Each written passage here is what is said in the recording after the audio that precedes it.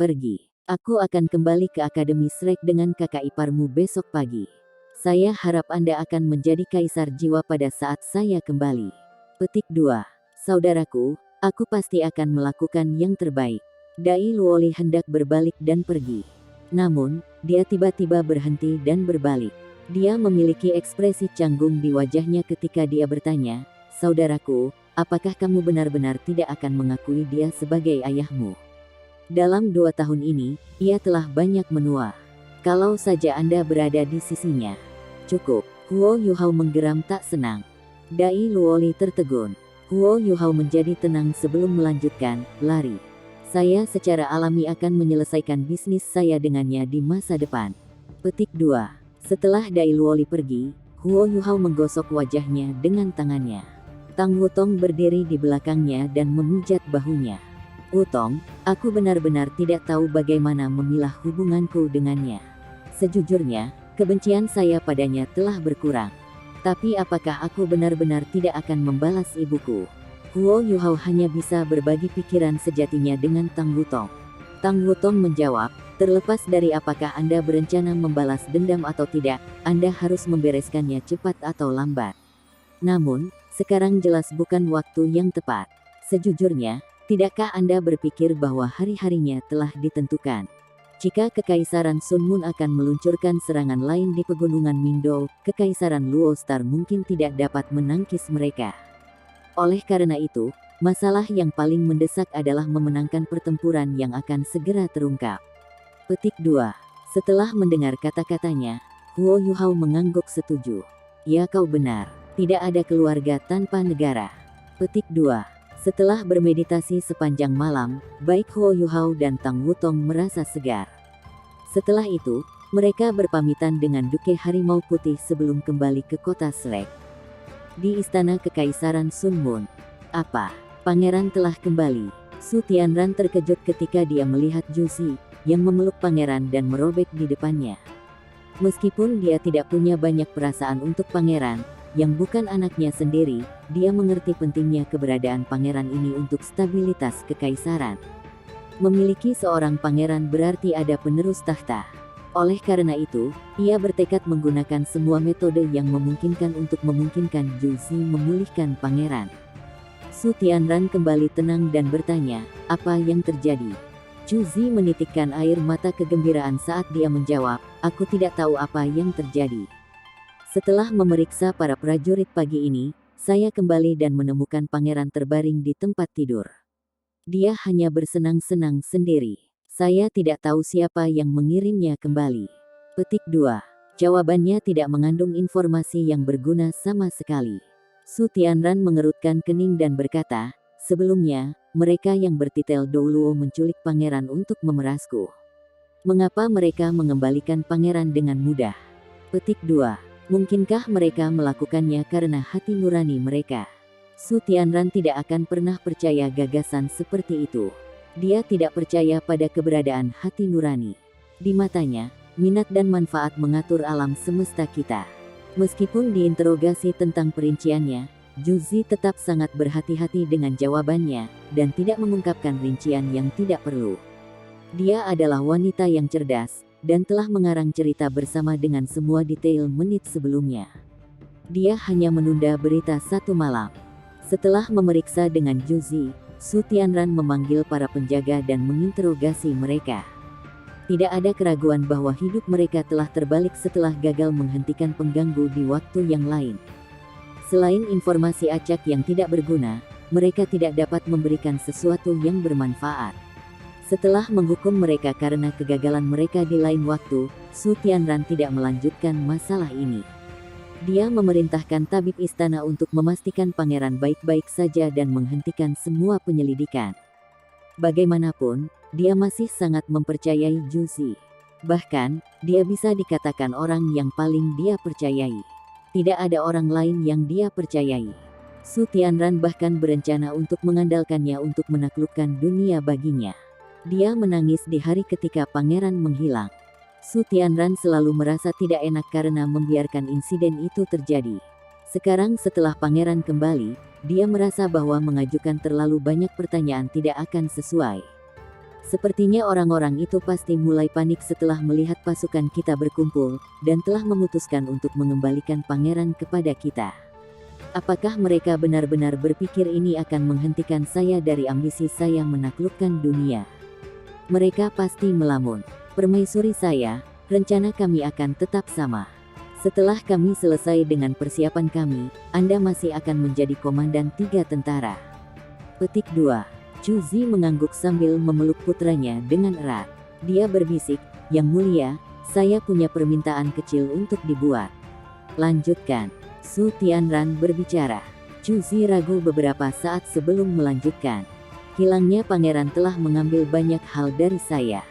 Saya tidak bisa berhenti menyalahkan diri saya sendiri karena tidak melindunginya dengan baik. Kali ini, karena aku akan pergi untuk waktu yang lama untuk kampanye, aku ingin membawa pangeran bersamaku untuk mencegah terulangnya kejadian ini." Petik 2. Setelah mendengar kata-katanya, Su Tianran menjadi marah. "Apa? Anda ingin membawa pemimpin masa depan kekaisaran kita ke medan perang? Chu Zi, sudahkah egomu pergi ke kepalamu? Beraninya kau mengajukan permintaan seperti itu padaku?" Petik 2. Chu Zi berlutut di depan Su Tianran. Dia tidak mengatakan apa-apa saat air mata mulai mengalir di pipinya. Hati Su Tianran mulai melembut saat dia berdiri dan berjalan ke arahnya. "Aku tidak bisa membiarkanmu melakukan ini. Bagaimana saya bisa membiarkan penerus tahta saya meninggalkan istana? Anda dapat yakin bahwa saya akan meningkatkan keamanan istana setelah Anda pergi. Saya akan memastikan saya mendapatkan seseorang untuk melindungi pangeran dan memastikan bahwa dia tidak membahayakan. Saya menjamin Anda bahwa semua hal di atas akan dilakukan. Anda tahu betul bahwa meskipun pangeran itu bukan anak saya sendiri, saya tidak memiliki peluang untuk memiliki anak saya sendiri. Di masa depan, setiap bidang tanah dan setetes air yang saya miliki akan menjadi miliknya. Karenanya, Anda harus melakukan yang terbaik dalam kampanye ini. 3 tentara akan ditempatkan di bawah komando Anda. Ketika Anda kembali dengan kemenangan, saya akan membawa pangeran dan menyambut Anda kembali secara pribadi. Kami akan mengatur perayaan terbesar untuk Anda ketika Anda kembali." Petik 2. "Ya Yang Mulia." Tidak ada lagi yang bisa dikatakan Chu Zi. Saat ini, Yunhan kecil, yang tertidur lelap dalam pelukan Chu Zi, bangun dan berseru, "Ayah." Su Tianran, yang terlihat sangat serius, mendapati tubuhnya gemetar setelah mendengar apa yang baru saja dikatakan Yunhan. Terlepas dari siapa dia akhirnya tetap manusia. Menjadi tidak subur adalah salah satu pukulan terbesar baginya dalam hidupnya. Kata-kata kecil Yunhan telah menyentuh bagian paling lembut dari hatinya, membuatnya merasa bersalah karena membuat pernyataan itu lebih awal. Karena itu, dia membantu Chu Zi bangkit dari tanah sebelum menepuk pundaknya. Dia berkata, "Habiskan lebih banyak waktu bersamanya selama beberapa hari yang kita miliki." "Ayah." Yunhan kecil berteriak lagi. Su Tianran tertawa terbahak-bahak saat dia mencubit pipi kecil Yunhan. "Ya, pangeran kecilku. Anda harus berdoa untuk keselamatan ibumu dan berharap dia kembali menang." Petik 2. Ketika Chu Zi membawa Su Yunhan keluar dari Imperial Study, pakaiannya sudah basah oleh keringat. Meskipun Su Tianran menikmati disapa sebagai ayah Yunhan kecil, itu adalah mimpi buruk bagi Chu Zi. Ini karena dia tahu Yunhan kecil tidak memanggil Su Tianran. Sejak anak kecil itu belajar berbicara, dia tidak pernah memanggil ayah Su Tianran. Meskipun ini adalah pertama kalinya Yunhan kecil memanggil secara terbuka, Chu Zi tahu bahwa dia sebenarnya memanggil Huo Yuhao. Balita tidak akan pernah berbohong. Chu Zi benar-benar takut bahwa Yunhan kecil akan memberikannya. Untungnya, Yunhan kecil tidak mengatakan apapun selain kata ayah. Setelah membawa putranya kembali ke kamarnya, Chu Zi menghela nafas lega. Namun, dia masih memiliki ekspresi yang sangat gugup di wajahnya. Setelah menutup pintu, dia membaringkan putranya di ranjang sambil perlahan-lahan mendapatkan kembali ketenangannya. Saat dia dengan lembut membelai rambut kecil Yunhan, dia bergumam, "Sayangku, ini benar-benar sifatmu seperti ini. Jangan khawatir. Tidak peduli betapa sulitnya itu, aku tidak akan pernah membiarkanmu menderita lagi." Petik 2. Sepertinya perang tidak bisa dihindari. Penatua Xuan menghela nafas. Huo Yuhao melaporkan semua peristiwa yang terjadi dalam perjalanannya, termasuk saat ia mengembalikan Yun Han kecil ke Juzi.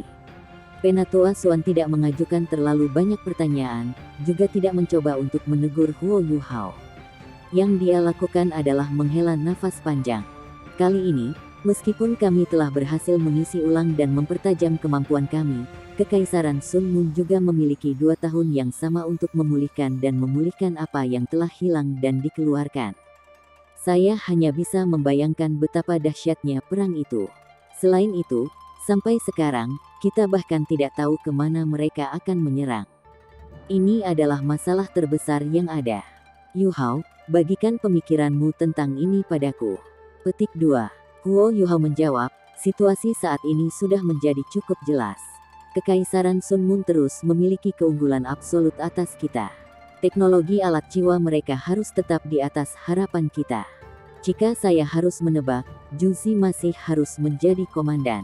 Dari apa yang saya mengerti tentang dia karena dia juga murid Guru Xuan, bakat militernya jauh melebihi bakatnya sebagai insinyur jiwa. Dia berpengalaman dalam strategi militer yang berbeda, dan akan menjadi lawan yang sulit. Dia adalah orang yang menyusun rencana untuk menggunakan serangan mereka yang dipublikasikan secara luas pada Kekaisaran Bintang Luo sebagai umpan untuk serangan utama mereka pada Kekaisaran Jiwa Surgawi. Sekarang, dia memiliki kekuatan yang lebih besar, dan akan sangat sulit bagi kita jika kita menghadapinya secara langsung. Petik 2. Karena kita tidak bisa menandingi kemampuan dan kekuatan mereka, kita tidak punya pilihan selain menggunakan strategi yang tidak lazim. Berdasarkan perhitungan saya, Kekaisaran Bulan Matahari pasti akan menempatkan pasukan di sisi lain pegunungan Mingdo untuk memantau pasukan Kekaisaran Luo Bintang dan mencegah mereka dari invasi. Sebagian besar pasukan mereka akan memasuki wilayah Kekaisaran Jiwa Surgawi yang telah mereka tangkap. Ini akan memungkinkan mereka untuk terhubung dengan pasukan yang telah membentengi perbatasan dan mengintimidasi sisa Kekaisaran Jiwa Surgawi. Pada saat yang sama, mereka dapat terus mengancam dan menghalangi pasukan dari Kekaisaran Luo Star. Meskipun daerah di mana Kekaisaran Luo Star terhubung dengan tanah asli Kekaisaran Jiwa Surgawi cukup berbahaya, itu jauh lebih berbahaya daripada pegunungan Mingdo. Oleh karena itu, tidak peduli apapun, Kekaisaran Matahari Bulan tidak akan pernah melepaskan keuntungan mereka. Petik 2. Penatua Xuan mengangguk dan bertanya, jadi apa strategi tidak lazim yang Anda bicarakan ini? Huo Yuhao menjelaskan, Kekaisaran Sun Mun pasti telah merancang banyak tentara baru setelah menginvasi 2/3 dari tanah Kekaisaran Jiwa Surgawi. Namun, daya tempur prajurit baru ini pada akhirnya terbatas. Mereka hanya akan mengirim pasukan terkuat mereka ke garis depan. Oleh karena itu, ini berarti bahwa pertahanan Kekaisaran Sun Mun akan relatif lemah. Jika kita bisa mengirim pasukan elit untuk menyerang Kekaisaran Sun Mun dari punggung mereka, atau bahkan melakukan operasi sabotase di Radiant City, pertempuran di garis depan akan menjadi jauh lebih tidak intens. Bahkan, ada kemungkinan pertarungan itu bisa bubar. Petik 2. Lagi pula, 3 negara asli di benua Douluo memiliki banyak sumber daya. Jika kita bertarung dalam perang yang berlarut-larut, tidak ada alasan bagi kita untuk takut pada Kekaisaran Bulan Matahari. Dan jika Kekaisaran Sun Mun terus menyerang, mereka hanya akan tenggelam lebih dalam ke wilayah dalam 3 negara asli. Garis pertempuran mereka hanya akan meluas, membuat mustahil bagi mereka untuk kembali melindungi tanah air mereka. Petik 2. Penatua Xuan mengerutkan kening. Strategi kamu kedengarannya bagus. Namun, hampir tidak mungkin bagi kita untuk mengirim pasukan elit ke pedalaman Kekaisaran Sun Mun. Kekaisaran Sun Mun memiliki sumber daya yang cukup yang didedikasikan untuk pengawasan rute darat dan laut yang mengarah ke tanah mereka. Mereka secara alami akan dapat bereaksi saat mereka mendeteksi pasukan kita. Saya tidak dapat memikirkan bagaimana kita, Kekaisaran Jiwa Surgawi, Kekaisaran Bintang Luo, dan Kekaisaran Dowling, dapat mengangkut pasukan kita ke bagian dalam Kekaisaran Sun Mun. Huo Yuhao tersenyum licik ketika dia menjawab, tentu saja tidak mungkin bagi 3 kekaisaran asli. Semua pasukan mereka telah diperhitungkan oleh Kekaisaran Sun Mun. Selain itu, kekuatan bertarung mereka jauh dari memadai. Pasukan elit ini tidak hanya harus memiliki kemampuan destruktif yang sangat besar dan harus sangat fleksibel dan gesit, tetapi mereka juga harus dapat mendaratkan pukulan mereka dengan satu upaya, dan berhasil melarikan diri atas perintah.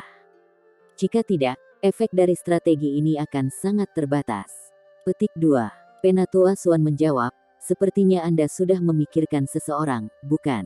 Huo Yuhao mengangguk. Pada titik ini, tidak perlu lagi baginya untuk menahan informasi.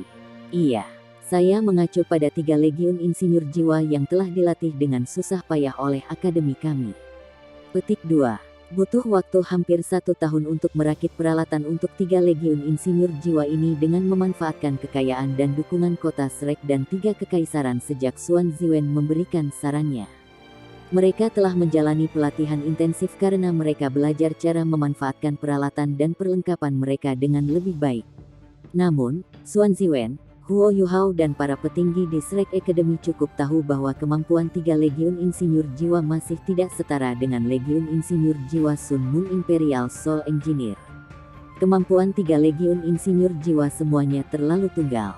Dari 3 legiun, hanya 1 dari mereka yang memiliki kemampuan di udara. Meskipun 2 lainnya memiliki kemampuan khusus masing-masing, kekuatan bertarung kolektif mereka masih jauh dari legiun kekaisaran Sun Moon. Kelemahan mereka terlalu jelas. Meskipun demikian, mereka adalah produk dari darah dan keringat yang telah ditumpahkan Shrek Academy selama 2 tahun terakhir. Ketika Huo Yuhao menyarankan penyebaran 3 legiun insinyur jiwa ini, Penatua Xuan terkejut. Itu hanya investasi yang sangat mahal dan berisiko. Cukup sulit untuk mengetahui cara mengirim mereka ke kekaisaran Sun Moon. Bahkan jika mereka berhasil dikirim ke sana, bagaimana mereka akan selamat dari pertempuran yang pasti akan terjadi? 3 legiun insinyur jiwa ini dibentuk dari ribuan guru jiwa. Mereka pada dasarnya adalah dasar dari seluruh akademi.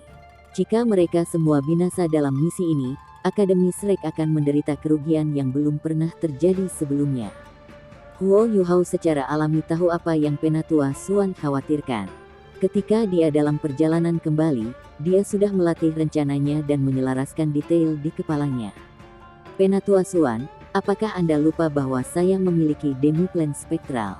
Saya tahu kita tidak akan bisa membawa ribuan master jiwa di legiun ke kekaisaran Sun Moon.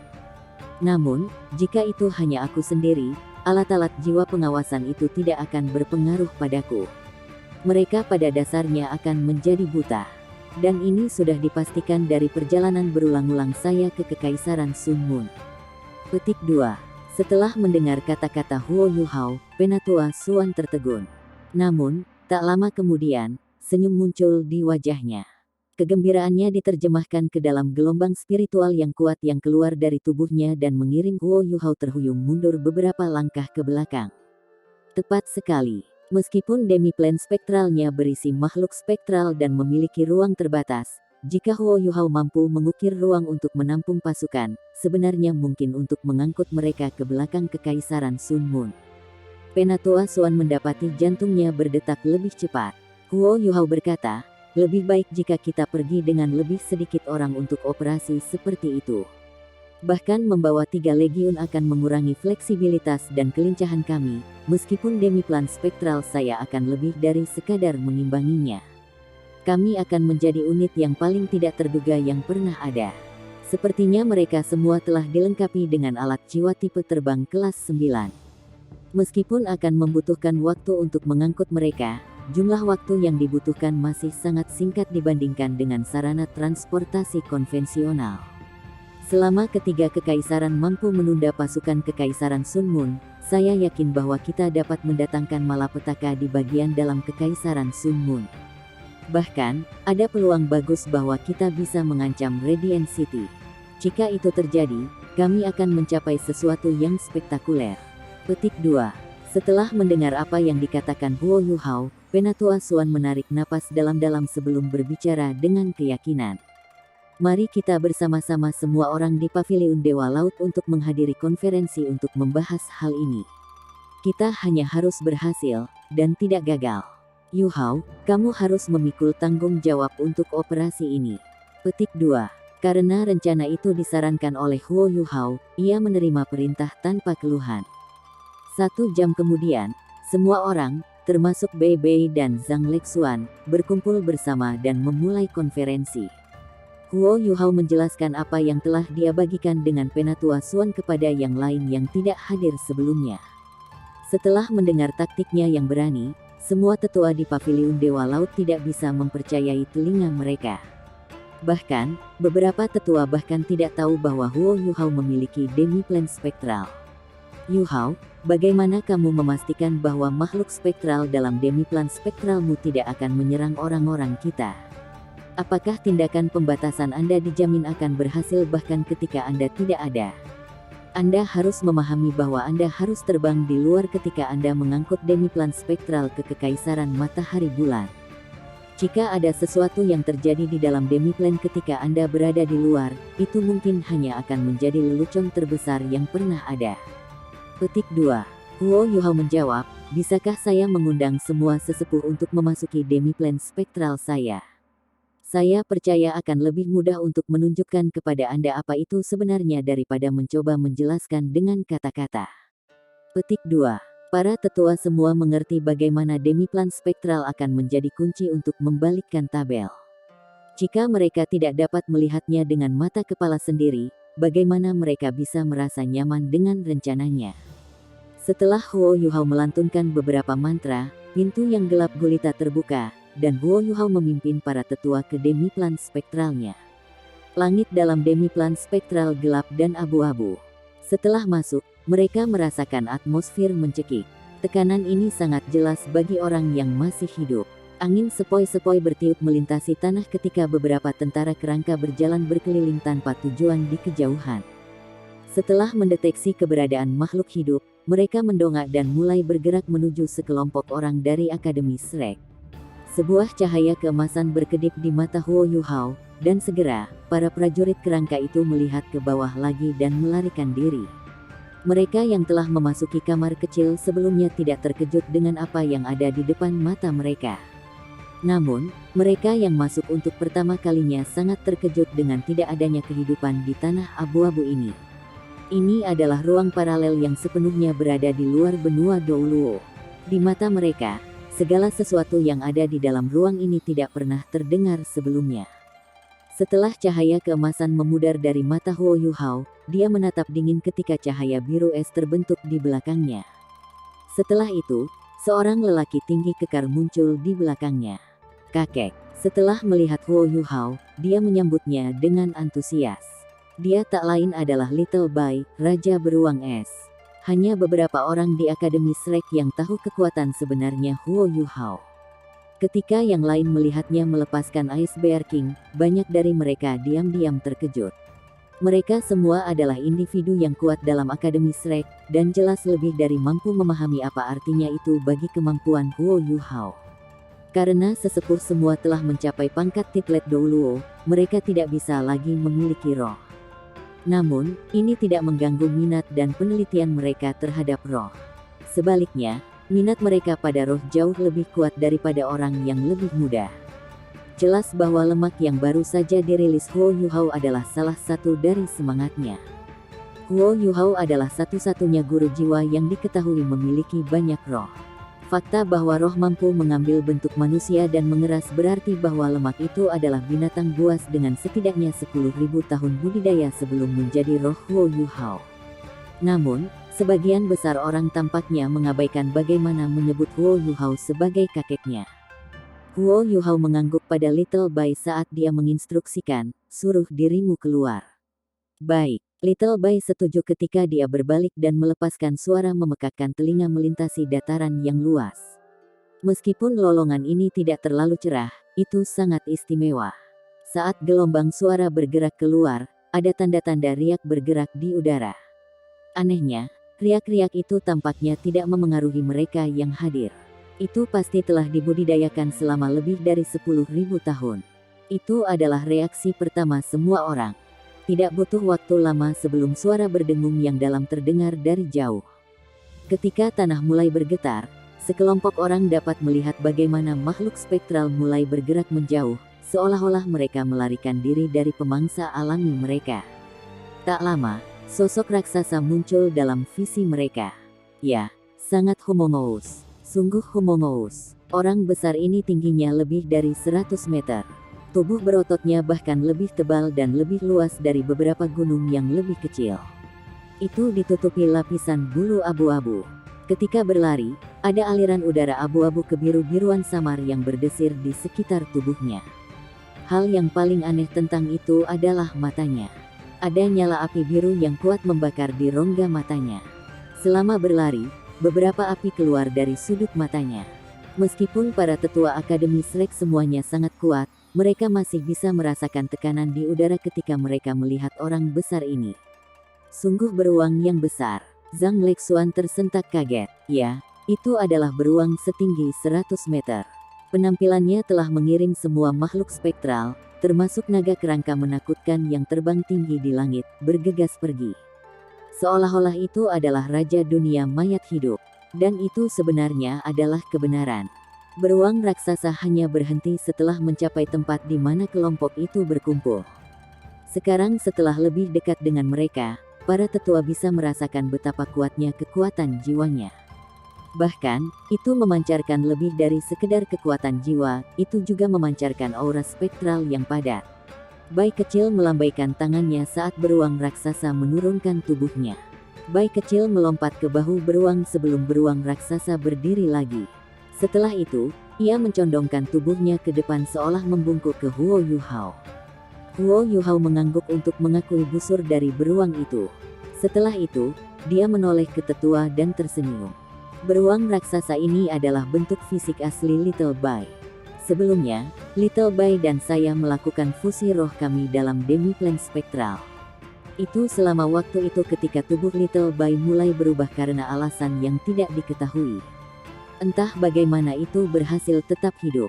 Akibatnya, saya tidak bisa mendapatkan tulang jiwanya. Tapi sebagai balasannya, ini membuatnya lebih kuat dari sebelumnya. Sekarang, itu adalah pejuang terkuat di Demiplan Spektral saya. Itu adalah raja sejati dari tempat ini dan karenanya, saya yakin bahwa tuan jiwa kita tidak akan mengalami bahaya di bawah perlindungannya. Huo Yuhao telah memberi tubuh Little Bai nama Air Bai. Tentu saja, itu dinamai dengan cara ini hanya karena kenyamanan.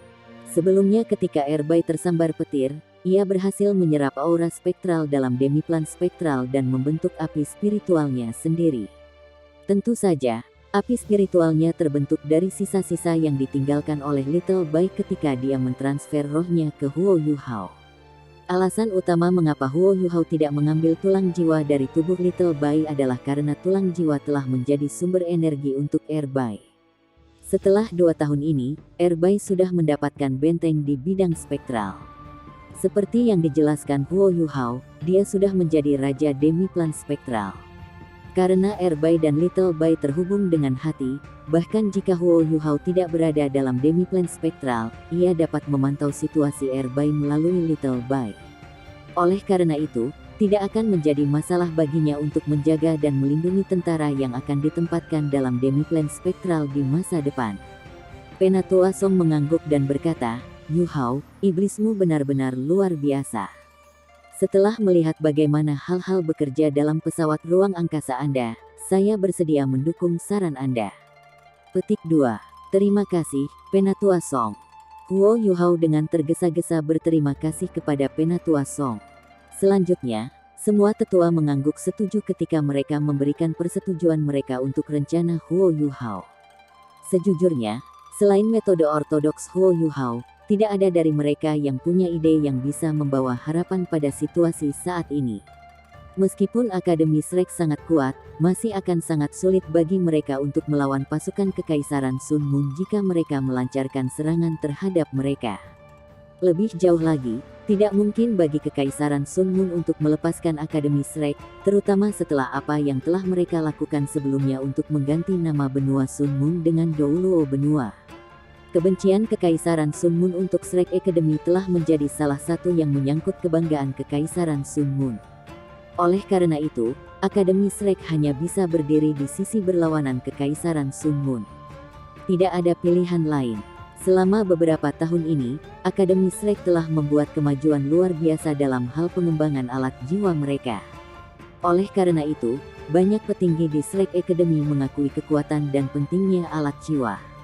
Akademi Shrek mungkin telah meningkatkan kekuatan mereka secara luar biasa dengan meneliti dan memanfaatkan kekuatan alat jiwa selama beberapa tahun ini, tetapi orang hanya bisa membayangkan seberapa kuat kekaisaran bulan matahari, mengingat berapa lama lagi mereka telah mencoba-coba alat jiwa. Karena pengembangan alat jiwa itu eksponensial, kekuatan mereka hanya bisa melebihi perhitungan asli Shrek Academy. Oleh karena itu, Akademi jelas tidak memiliki kepercayaan diri bahwa itu akan memenangkan pertempuran dengan Kekaisaran Sun Moon. Diperlukan strategi yang tidak ortodoks untuk menang. Oleh karena itu, rencana Huo Yuhao adalah strategi yang paling meyakinkan di mata sesepuh. Bahkan, itu mungkin satu-satunya cara mereka bisa membalikkan keadaan. Sementara Kekaisaran Sun Moon pasti memiliki kelemahan mereka, tidak akan mudah untuk mengekspos mereka di medan perang yang sebenarnya. Setelah meninggalkan Demiplan Spektral, konferensi Paviliun Dewa Laut dilanjutkan. Suasana di konferensi itu tampak lebih optimis. Tidak dapat dipungkiri bahwa keberadaan Demiplan Spektral telah menjadi kartu truf Shrek Academy untuk naik melawan Kekaisaran Sun Moon. Di antara sesepuh yang kuat, beberapa dari mereka sangat terampil dalam seni perang. Para sesepuh itu mulai menawarkan saran untuk lebih meningkatkan rencana Huo Yuhao. Mereka butuh 1 hari penuh sebelum konferensi berakhir. Shrek Academy membuat keputusan akhir untuk memobilisasi 3 insinyur-insinyur jiwa dan mematuhi rencana Huo Yuhao. Akademi tidak akan mengirim atasan untuk berpartisipasi dalam operasi ini. Sebaliknya, mereka akan menuju ke garis depan Kekaisaran Jiwa Surgawi untuk menipu pasukan dari Kekaisaran Sun Moon. Operasi ini terutama akan diselenggarakan oleh Sekte Tang.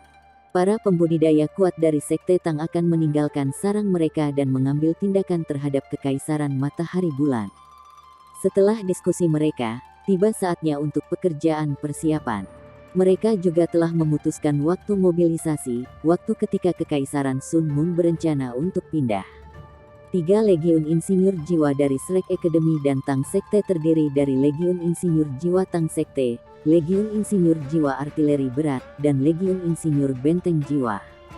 Di antara 3 legiun, Legiun Insinyur Jiwa Tang Sekte memiliki jumlah orang paling sedikit. Namun, itu dibentuk dari tuan jiwa elit mereka. Komandan Legiun Insinyur Jiwa Tang Sekte pada awalnya adalah Xian Liner. Selain itu, ada sekitar 10 judul Douluo di seluruh Legiun Insinyur Jiwa Tang Sek. Namun, Akademi Shrek telah memutuskan setelah konferensi untuk tidak berpartisipasi dalam operasi ini secara langsung. Oleh karena itu, 10 Douluo berjudul tidak akan tetap berada di dalam Legiun. Ini berarti bahwa Legiun Insinyur Jiwa Tang Sekte sekarang akan dipimpin oleh komandan baru. Komandan baru adalah Bei Bei, sedangkan wakil komandan adalah Susan Shi. Jiang Nanan dan para pembudidaya kuat lainnya dari Sekte Tang juga dipindahkan ke Legiun ini. Jumlah total mereka akan 200 tuan jiwa. Setiap orang dari mereka setidaknya adalah seorang kaisar jiwa. Bahkan sulit bagi Kekaisaran Sun Moon untuk mengatur Legiun dengan anggota di tingkat ini. Komandan Legiun Insinyur Jiwa Artileri Berat adalah Huo Yuhao, sedangkan wakil komandannya adalah Tang Wutong. Mereka memimpin pasukan 1000 jiwa, atau lebih tepatnya insinyur jiwa. Mereka dilengkapi dengan 300 meriam Suge Divine Crossbow Cannons kelas atas. Mereka semua adalah alat jiwa kelas 6, dan mengharuskan insinyur jiwa mereka setidaknya menjadi kelas 4 untuk menggunakannya.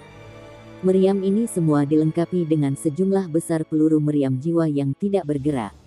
Legiun terakhir dibentuk dari 1.500 tuan jiwa dengan budidaya yang relatif lebih lemah. Level kultivasi minimum mereka adalah penatua jiwa 3 cincin. Komandan mereka adalah Kaitu, sedangkan wakil komandan mereka adalah Xiao Xiao. Mereka dilengkapi dengan 300 benteng berkendara mandiri all-terrain yang didesain ulang secara pribadi oleh Xuan Ziwen. Ketiga Legiun Insinyur Jiwa ini semuanya dibangun dengan susah payah oleh Akademi Shrek selama 2 tahun. Sebenarnya, Legiun ini sudah mulai terbentuk setahun yang lalu. Sejak itu, mereka berlatih keras dan menerima peralatan yang lebih baik. Saat ini, mereka mulai menjadi kekuatan yang tangguh, dan akan menjadi kekuatan tempur utama untuk rencana Huo Yuhao. Ketika datang untuk mengejutkan serangan, kualitas prajurit lebih penting daripada kuantitas. Di tempat latihan militer dekat perimeter kota Shrek, tanah bor militer tampaknya telah berubah menjadi hutan logam karena memancarkan aura menakutkan. Ada hampir 3.000 master jiwa, 300 Suge Divine Crossbow Cannons, dan 300 all-terrain self-driving fort. Setiap master jiwa di 3 legiun diliputi kegembiraan. Mereka akhirnya akan memasuki medan perang setelah berlatih selama 2 tahun yang panjang. Mereka telah berlatih keras setiap hari ketika mereka mencoba yang terbaik untuk menguasai alat jiwa mereka. Bahkan, banyak dari mereka yang pernah berpartisipasi dalam pertempuran melawan Great Stardew Forest selama gelombang binatang buas untuk melindungi kota Shrek. Mereka adalah pasukan elit sejati kota Shrek. Yang benar adalah bahwa ketiga legiun ini telah menghabiskan hampir setengah dari sumber daya keuangan kota Shrek. Sekarang, mereka akhirnya akan meninggalkan kota Shrek untuk melawan musuh mereka yang tangguh. Semua orang berharap mereka bisa menjadi terkenal dalam pertempuran ini. Semua orang ingin meninggalkan nama mereka yang indah di buku-buku sejarah. Tidak ada keraguan bahwa perang melawan Kekaisaran Sun Moon akan menjadi peluang besar bagi banyak orang. Semua petinggi sekte Tang, termasuk Bei Bei, He Kaitu, Su Sanxi, Jiang Nanan, Xiao Xiao, Huo Yuhao, Tang Wutong, Ye Guyi, Nan Qiuqiu, Ji Juechen, dan Jing Ziyan, semuanya mengenakan pakaian mereka perlengkapan militer saat mereka mengamati prajurit mereka dari deobservasi. Xuan Ziwen telah mendapatkan Nana dan Gao Dalou untuk tinggal di sekte Tang bersamanya untuk memastikan kelanjutan operasi sehari-hari. Selain mereka, hampir semua petinggi di Tang Sek telah dimobilisasi. Ketiga komandan pasukan semuanya setuju bahwa Huo Yuhao akan memimpin mereka. Bei Bei mengangguk ke arah Huo Yuhao dan berkata, "Kamu harus mengatakan beberapa kata." Sebagai panglima tertinggi, Huo Yuhao tahu itu bukan saatnya untuk mundur dari hal-hal seperti itu. Setelah mengambil beberapa langkah ke depan, Huo Yuhao menatap ribuan tuan jiwa yang berdiri di bawahnya. "Saya Huo Yuhao. Saya percaya semua orang sudah tahu operasi apa yang akan kita mulai melawan Kekaisaran Sun Moon. Saya hanya punya satu permintaan untuk Anda semua. Saya membutuhkan Anda semua untuk mendengarkan perintah yang dikeluarkan. Terlepas dari apa yang Anda lihat dan temukan setelah ini, Anda harus mematuhi perintah yang telah diberikan kepada Anda. Jika kita bisa muncul sebagai pemenang dan berhasil, nama kita semua akan terukir dalam sejarah kejayaan benua Douluo." Petik 2. Aku yakin kalian semua sudah tahu bahwa akulah yang memulai pagoda roh dari awal. Saya dapat meyakinkan Anda semua bahwa setelah kami menyelesaikan operasi ini, kalian semua akan mendapatkan prioritas transmisi roh. Petik 2. Pertarungan ini melampaui membela kebanggaan akademi kita. Pada saat yang sama, ini tentang membela negara kita dan tanah air kita. Saya percaya banyak dari Anda di sini berasal dari Kekaisaran Jiwa Surgawi. Anda semua harus terbiasa dengan situasi saat ini. Kita tidak bisa melihat negara kita hancur dalam perang ini tanpa melakukan apapun. Kita harus berusaha membela negara kita. Petik 2. Huo Yuhao tidak menggunakan alat jiwa yang menguatkan suara, tapi suaranya bergema di benak semua orang. Energi spiritualnya yang kuat mampu menyelimuti seluruh wilayah latihan militer. Strategi kami akan berbeda dari semua yang Anda ketahui. Saya menyebutnya taktik teleportasi. Sekarang, saya akan menggunakan kemampuan saya untuk memungkinkan Anda semua untuk beristirahat di dunia lain. Yang harus Anda lakukan adalah beristirahat dan bersiap-siap untuk pertarungan yang akan datang. Petik 2. Saat dia selesai pidatonya, 8 cincin jiwa mulai terbentuk di sekitar tubuhnya. Karena penampilan pagoda roh, Huo Yuhao telah lama mencapai status legendaris. Tetapi hanya sedikit orang yang menyaksikannya melepaskan jiwa bela dirinya.